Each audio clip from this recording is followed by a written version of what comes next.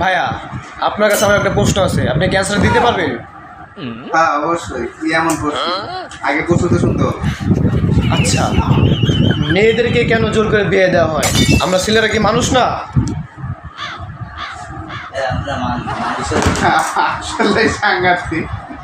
কারণ তুই দেখবি যারা বিয়ে করে, আমি নিজে বাস্তব প্রমাণ পেয়েছি, এরা যে যারা অল্প বয়সে ডট ডট ডট মানে ঝরে যায়, তাদেরকে জোর করে বিয়ে দেওয়া হয়।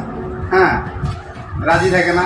খুব রেয়ার থাকে যে ফ্যামিলি চাপ এই কারণে দেয় যে আর এক বছর গেলে যে আমার মুখে চুলকানি মারবে, এটা আমার কাছে মনে হয়। আর অল্প কিছু আছে যেটা হচ্ছে যে কি বলে এটাকে, যে ভুলবশত হয়তো দিয়ে দেয়, মেয়ে পড়াশোনা করতে চায়, ফ্যামিলি অ্যাফোর্ড করতে পারে না, এক্সেট্রা এক্সেট্রা।